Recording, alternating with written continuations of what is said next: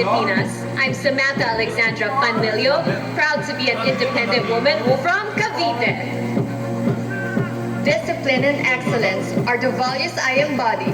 I am Lois Ann Badando from the SHU, capital of the Philippines, Marikina City.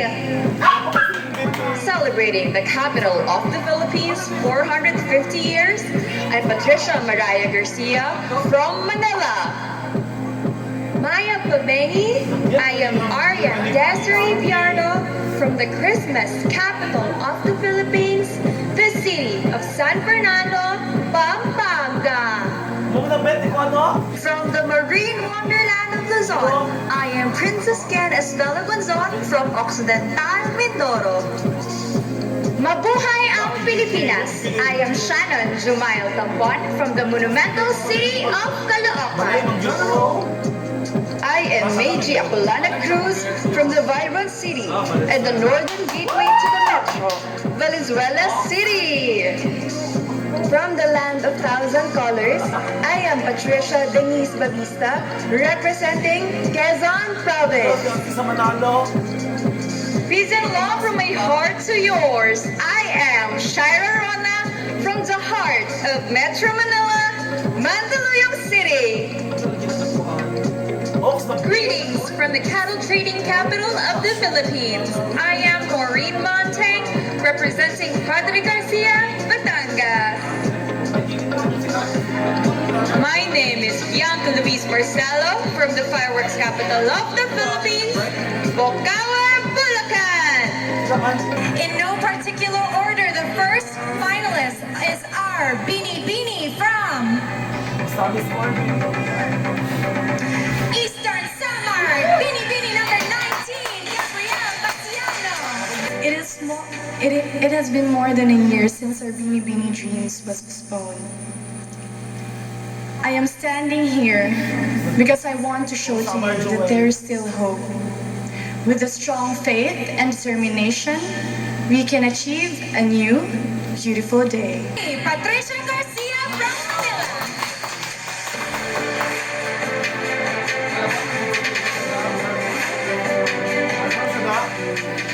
COVID-19 brings us a timely message, allowing us to challenge existing systems in our country.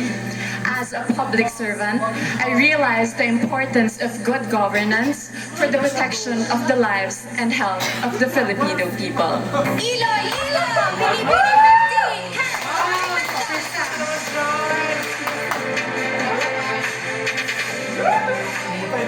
I had my fair share of silent battles during this pandemic, but I stand here tonight knowing that mental illness is not a sign of weakness.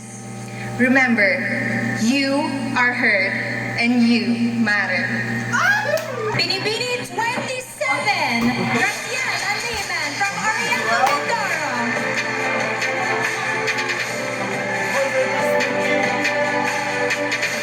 The whole world is in a kilometer zero of a new journey after this pandemic.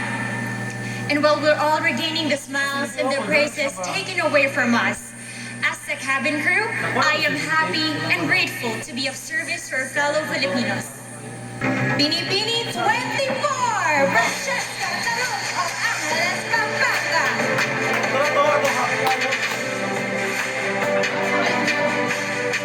The greatest lesson that I have learned during this pandemic is to be more grateful, to appreciate the little things in life, the laughters that we share with our families and friends.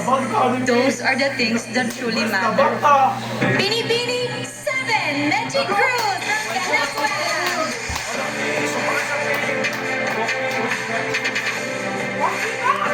This pandemic reminded us that we are all equal and can be infected by COVID-19, regardless of our social status, age, race, religion, or gender. But with compassion, respect, and unity, together we can heal. The 7th spot in the top 12 belongs to Binibini. Ang balita may 17. Hindi ko ako sa ilan. Binibini 23, Jasmine Tinakulangan from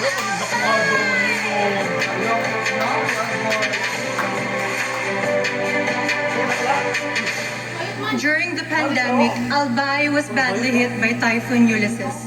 By holding a fundraiser for 300 families, I was able to witness the grit, resilience, and generosity of the Filipino people. By working together, we can get through anything. Our Binibini from Cavite, Binibini 1, Samantha Maria.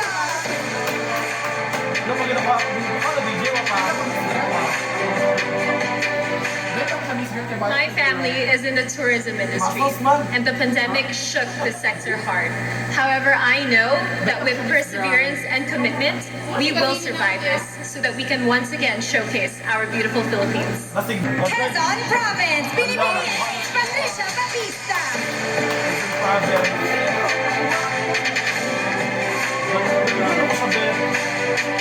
Getting through the day can be as difficult as overcoming adversity. Being a frontliner has taught me to face this new world and fight for a healthier, braver, kinder humankind. Binibini 25, Honey Cartosano from Rizal Province.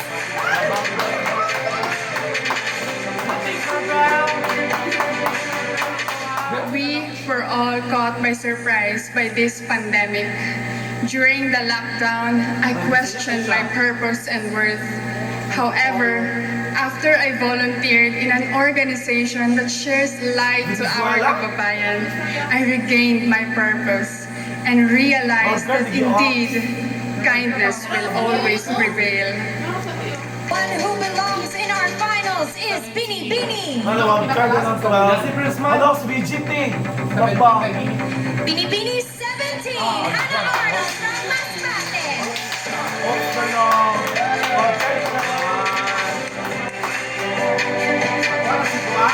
As a forensic science graduate, I would like to see our country invest in science and technology. Let us encourage our students to become scientists, and together we can prevent another pandemic. It is your time to step forward and continue your journey, Binibini. Binibini 10, Maureen Montagne from Batangas.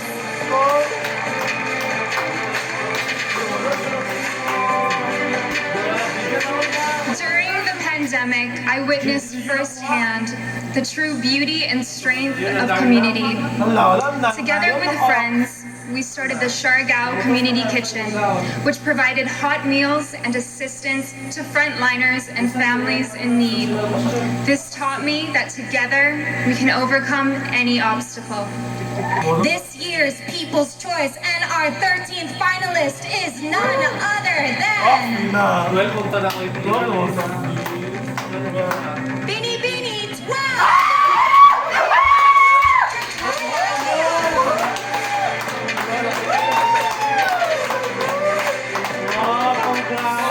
As your tourism operations officer who assisted homebound Filipinos during the pandemic, I realized that no virus could kill our individual and collective dreams.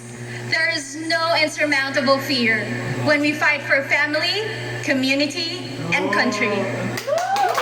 This is the Binibining Pilipinas 2021 Evening Gown Competition. Ladies and gentlemen, welcome to the Binibining Pilipinas 2021 Swimsuit Competition. Binibining 19 from Morolan, Eastern Samar. Gabriel Vasiano. Presenting concept wearing four blondes. Gabby is a professional model and a businesswoman with an interest in water sports.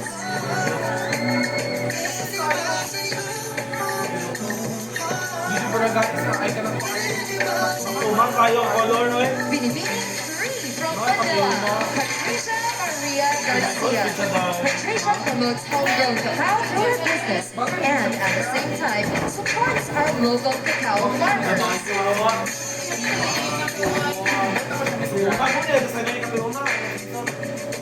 Binibining 15 from Iloilo, Karen Lori Mendoza.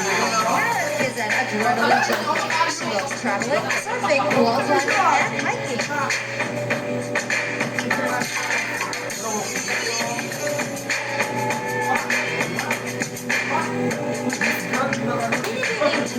7 from Oriental Mindoro, Graciela Martinez. After breast cancer scare, Graciela, campus journalist, cum laude, and flight attendant, has become an active volunteer for breast cancer awareness and treatment.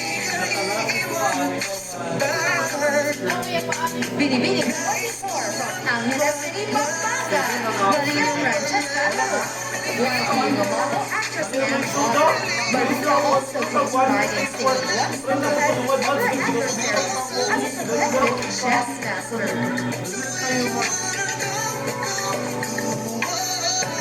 Binibining 7 from Valenzuela City, Meiji Populara Cruz. Meiji practices yoga, which greatly contributes to her holistic well-being. She believes that there's a light in every person that we can share to others. Binibining 23 from Albay, Joshua Fukibakulangan. As a marketing associate, Josh works in a very public industry. However, she cherishes her alone time as an introvert when traveling alone. Binibining 1 from Cavite, Samantha Alexandra Bandillo. Samantha is the niece of the first Binibining Pilipinas universe, Mirna Bandillo. She hopes to continue her aunt's legacy.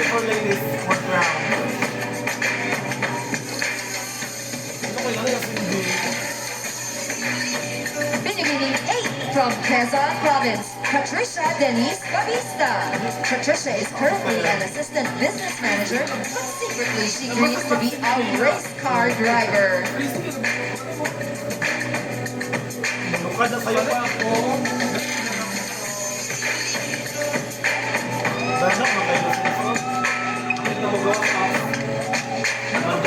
Binibining 25 from Rizal, Honey Grace Cardasano. Becoming a teacher is among Honey's greatest dreams. Until then, she immerses herself in literature, learning other languages, and mountain hiking.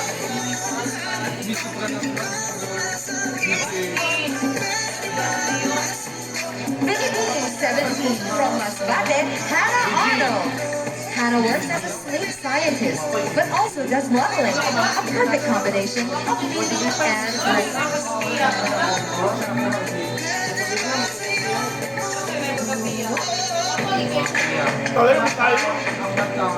Binibining 10 from Batangas, Maureen Fontaine.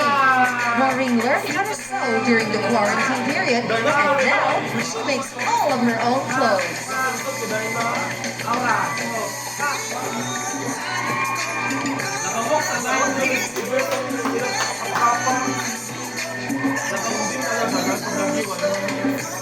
Binibining 12 from Cagayan de Oro, Misamis Oriental, Cinderella Faye Obenita.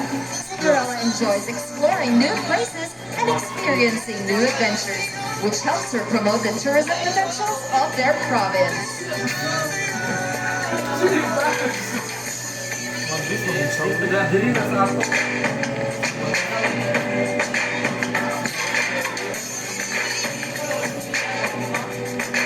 So let's get started with this round, beginning with our first finalist, Binibini 3.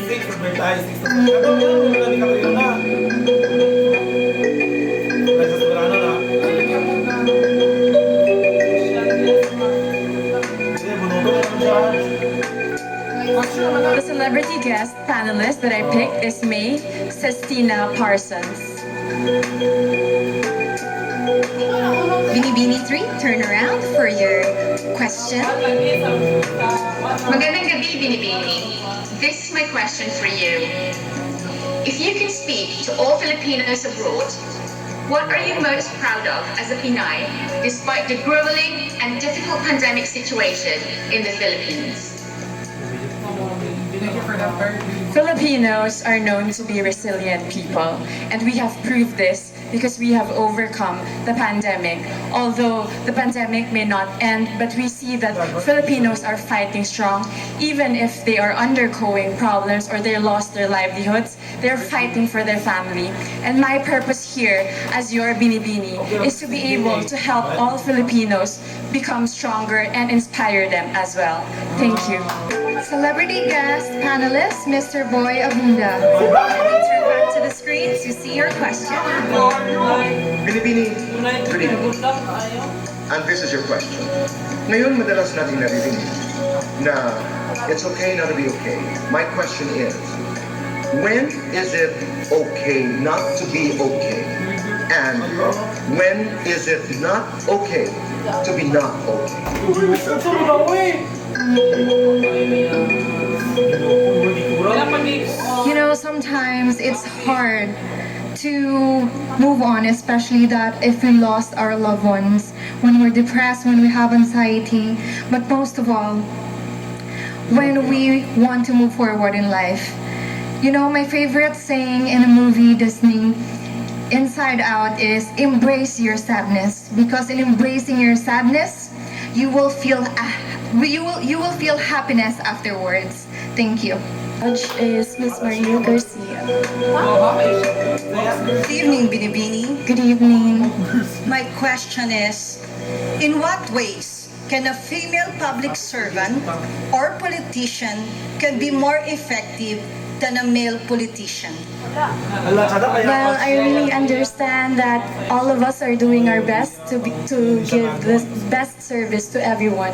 And I can say that men servants are very strong when it comes to making decisions, and with women, they are very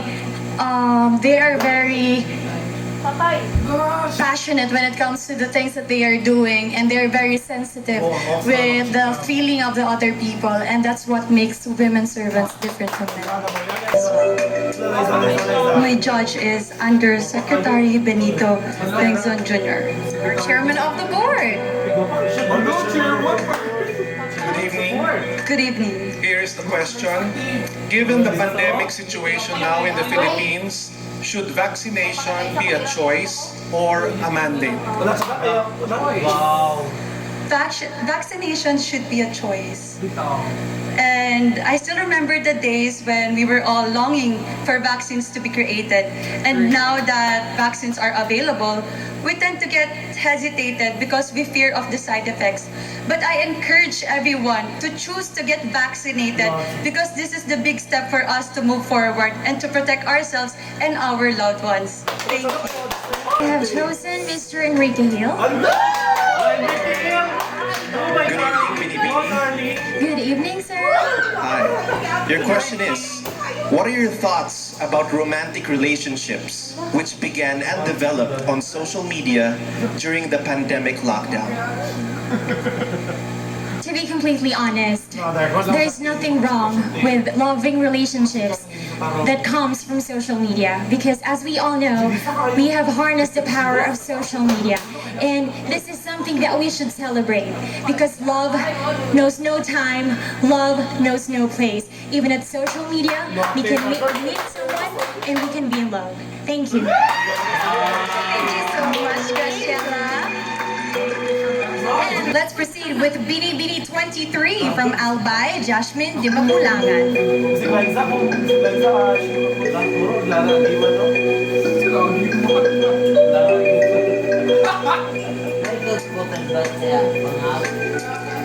Celebrity guest panelist, Congresswoman Vilma Santos Recto.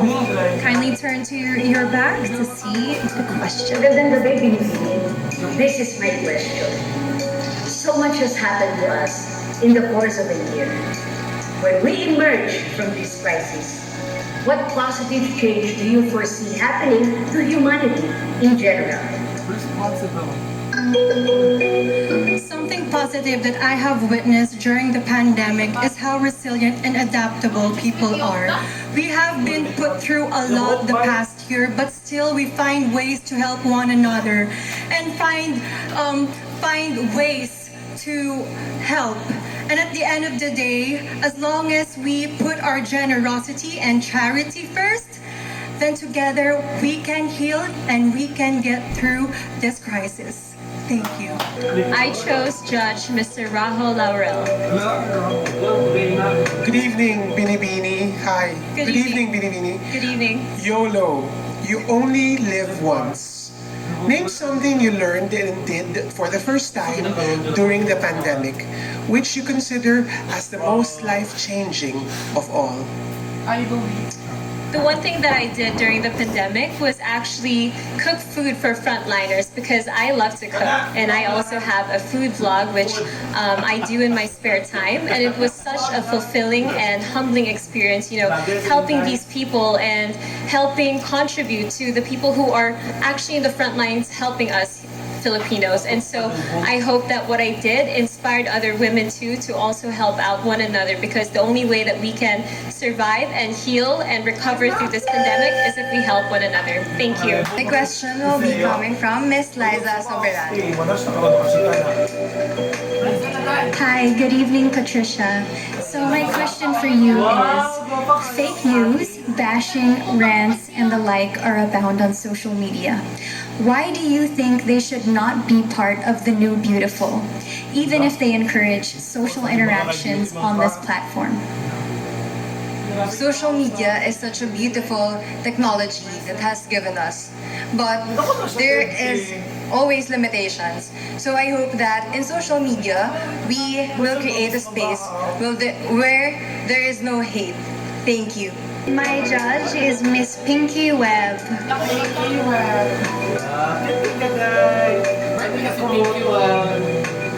Hi, Hannah. Hello. Given the reach and power of social media, do you believe that genuine freedom of speech exists in the Philippines nowadays? Why or why not?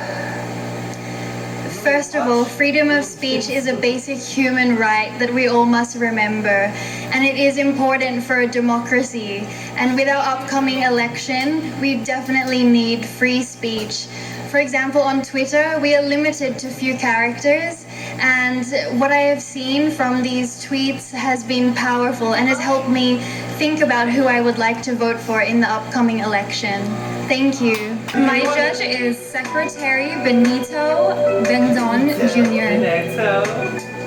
Good evening, Binibini. Here's my question. Now that compassion is needed more than ever, what is your most recent act of kindness, and how did this affect others? During the pandemic, I was in Siargao, and together, friends and I banded together and we created the Siargao Community Kitchen.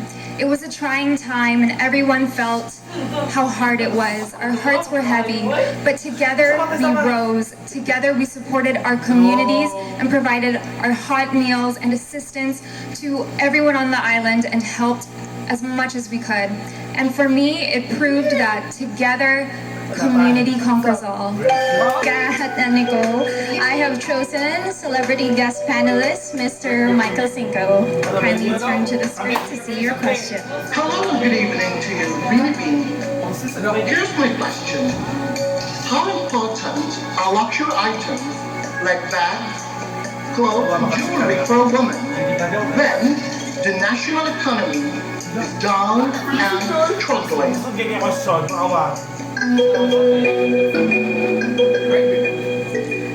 In life, we always find ourselves at a crossroad of choices. Women always have a choice whether to prioritize luxury items while we are facing a pandemic, and also they have a choice to embrace a concept of a new beautiful, which is responsive to the needs of the time, adaptive to the change of times. And I think I would choose to be that woman who understands the problems of the Philippines, the problems of my community, so that we would be able to uplift each other. And I would be that kind of woman who would comfort the afflicted and afflict the comfortable. Maya gabi sa inyong tanan.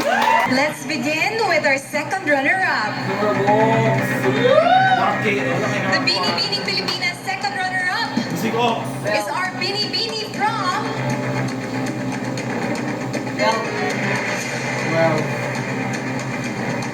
BINIBINI 7, Meiji Cruz from Valenzuela.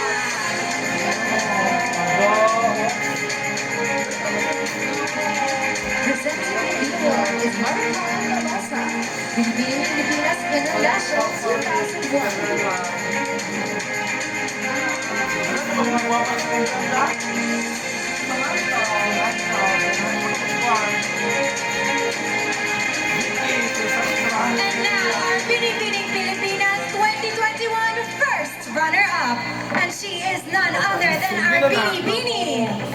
Sinde.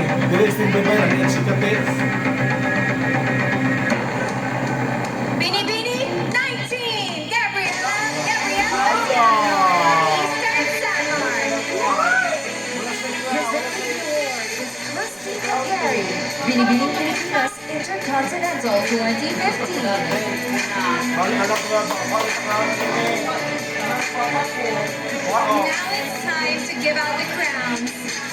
And we shall begin with Binibining Pilipinas Globe. Na, tingnan ko siya na. Hello, team. And tonight, Miss Globe's head of events, Miss Mia Spillar, is here to award the winner a pearl jewelry set from Biro Jewelers, the official crown creators of Miss Globe. Who will our lucky Binibini be? Ay, siya makaulit sa She is Well, Miss Globe na siya. Binibini Well, number 10, Maureen Monte from Batangas. Crowning this year's winner is Binibining Pilipinas Globe 2019. Laren Bautista together with Miss Mia Spilar. babae ba may sa team? Papakain grupo. 3 more crowns are up for grabs, and the next one is the Binibining Pilipinas Intercontinental. Our Binibining Pilipinas Intercontinental is our Binibini. Ano, dito ka sa bed. Well, ala. Binibini 12.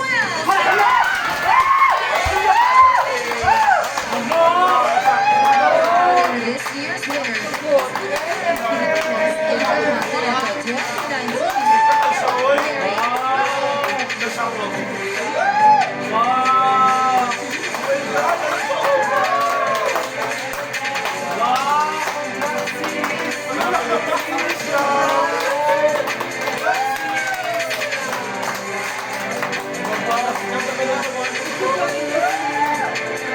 The next crown is close to my heart. It is the Binibining Pilipinas Grand International.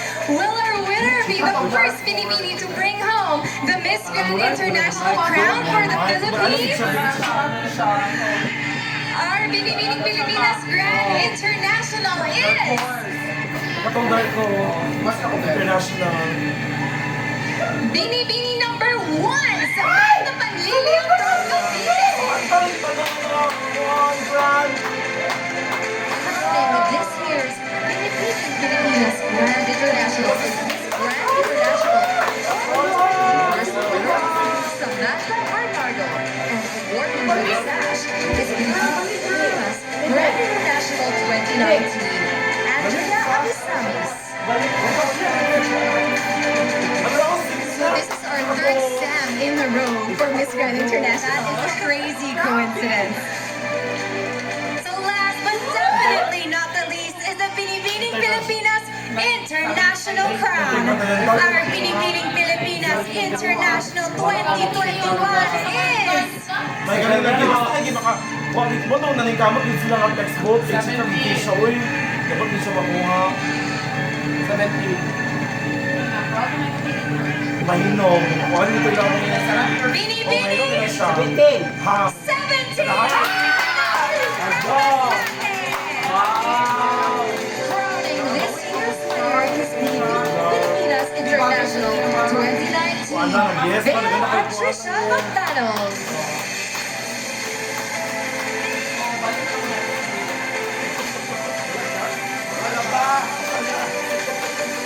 Kuya, ako na naman naman ang pao.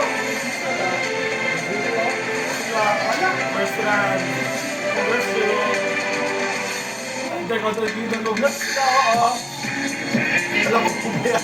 Alam ko, Mister. Aba, asa kong pili.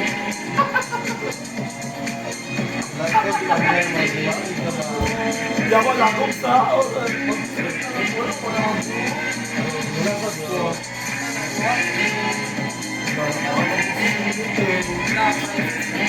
Congratulations to our new beautiful queen! Thank you to all of you who joined and supported us in this year. And other years as well. And special thanks to our production team, Stellar Special Events Company Incorporated. You did an amazing job despite all the challenges. Yes, you are the reason